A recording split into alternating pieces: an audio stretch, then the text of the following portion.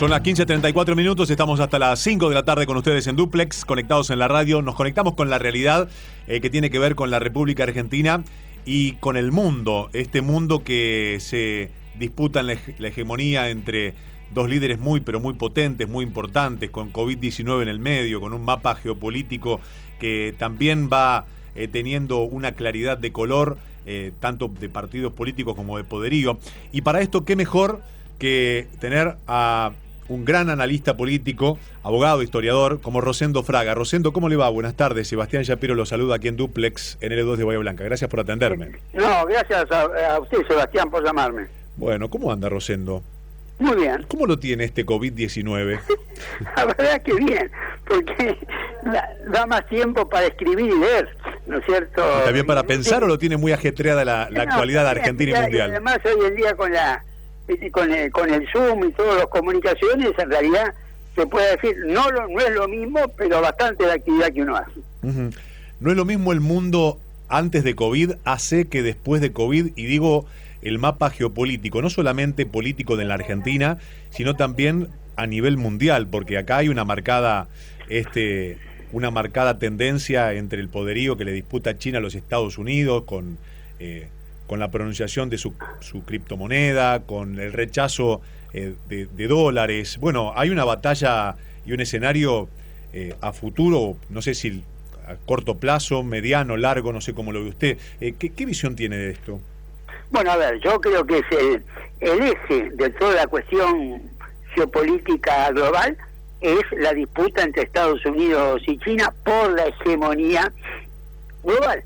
Yo diría que esto antes de la pandemia era comercial, geopolítico, tecnológico y espacial. Eran 4 ámbitos muy precisos: el espacial, que era la carrera a ver quién llega primero a Marte, etcétera, etcétera.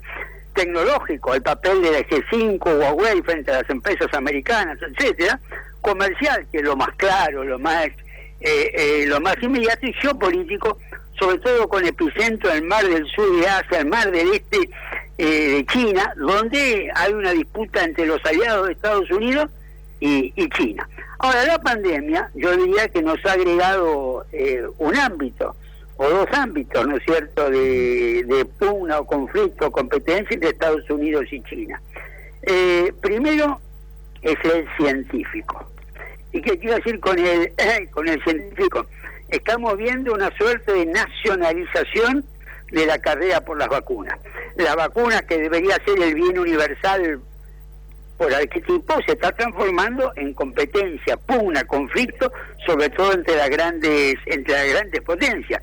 Los estados financiando a sus laboratorios para llegar antes, los estados evitando o hasta a veces prohibiendo de que sus laboratorios se asocien con laboratorios extranjeros. Es decir, esto nos muestra que esa pugna, ¿no es cierto?, esa quinta área se integra ahora a la pugna entre China y Estados Unidos. Esto, a mi juicio, que es y había otra cantidad de cosas alrededor de esto, como el tema de Taiwán, Australia, etcétera. Pero este me parece que es el punto. Entonces, la pregunta central es: el mundo post-COVID-19 es un mundo donde el conflicto entre Estados Unidos y China se va a atenuar, se va a debilitar, o el mundo COVID-19 es un mundo en el cual este conflicto se va a acentuar o profundizar. Miren, yo me gustaría que la respuesta fuera la primera, pero me temo que la respuesta va a ser la segunda. El mundo post-COVID-19 nos va a dar un mayor grado de enfrentamiento entre Estados Unidos y China que el previo. Eso va a hacer quebrar muchas economías en el mundo. Y hablando de economía, Rosendo, ¿cómo es la gestión económica de Guzmán? Mi pregunta es esta: ¿Guzmán está atento a la economía y el devenir diario de los argentinos y además atento a arreglar con los bonistas, o no alcanza Guzmán para atender 2 frentes? No digo de las capacidades de la persona, digo que ¿no hace falta más gente para atender 2 cuestiones tan delicadas como esta? Bueno, a ver, ¿y en qué escenario estamos, no? Porque dicen que ya estamos defolteados. Yo diría que el presidente Fernández en realidad no tiene un Ministerio de Economía.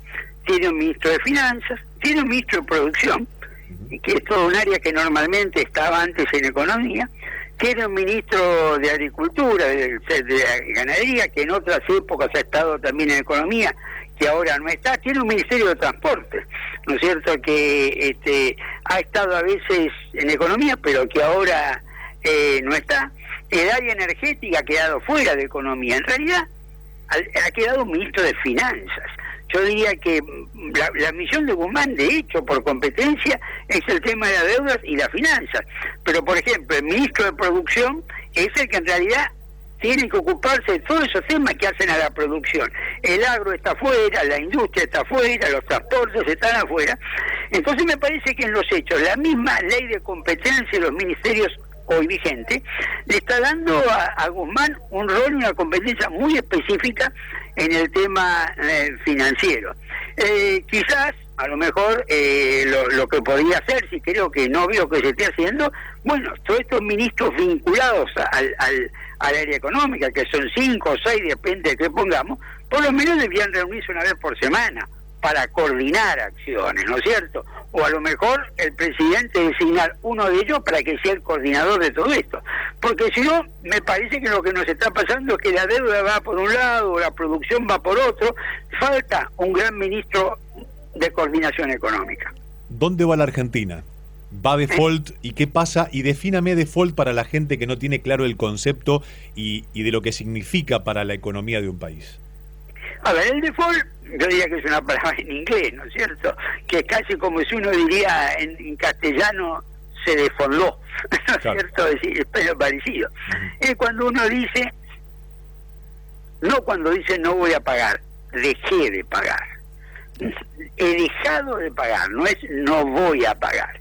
Bueno, la Argentina ha dejado de pagar, ¿no es cierto? Ahora, ¿no es cierto? En las últimas horas, vencimientos de deuda internacional que tenía. Es decir, la Argentina está en default. Por eso el gobierno ha preferido dar un mensaje que lo llamó default suave. Algunos otros lo llaman default técnico. Pero es default. La Argentina dejó de pagar con una expectativa, y la expectativa es que en los próximos 9 días alcance un acuerdo con los acreedores. ¿Qué es lo que yo creo que va a suceder? Lo que creo que va a suceder es que algunos acreedores van a aceptar el acuerdo y otros no van a aceptar el acuerdo. Es decir, me parece que acá no va a ser que todos rechazan el acuerdo, ¿no es cierto? O que todos lo aceptan. Algunos fondos lo van a aceptar y algunos fondos no lo van a aceptar. Y acá es donde aparece el problema. Es decir, basta que un fondo me diga que no acepta y la Argentina está en default. Está en default con un fondo, pero está, ¿no es cierto?, en default. Y entonces me parece que este es un poco el problema que tengo hacia adelante. ¿Qué implica estar en default? ¿Qué complica o no complica? Si el país ya tiene su deuda, el país no está tomando deuda, y aunque evitar el default, tampoco la podrá tomar en corto y mediano plazo. ¿Lo mejor es imprimir como se está imprimiendo? No, yo creo que no es lo mejor. Pero o sea, del mal menor, hablemos del mal menor. Está bien, pero el default lleva las deudas de la provincia a una situación mucho más onerosa para las provincias. Las deudas en dólares de las empresas se lleva. Es decir, cuidado, que este default va a tener impacto negativo en el manejo de la deuda provincial y en el manejo, ¿no es cierto?, de la deuda de las empresas que han emitido en bonos. Y lo de la emisión, yo no soy economista, y ahí no puedo, ¿no es cierto?, no puedo llegar. El tema de la emisión hay que vincular un tema que es prudencia y exceso. Es decir, la emisión en un momento puede ser un instrumento para cubrir un periodo, pero si eso se excede, la experiencia de que esto después deriva, ¿no es cierto?, deriva inflación. El riesgo es que estemos emitiendo más de lo que esto, ¿no es cierto?, la economía puede soportar. Siempre en recesión, como sucede ahora, el tiempo se estira. Y si uno no estaría en recesión y está con una recesión muy fuerte, eso le puede haber permitido a lo mejor en los últimos 60 días al gobierno emitir mucho y que esto nos lleve a inflación. Pero cuidado, esto no es eterno.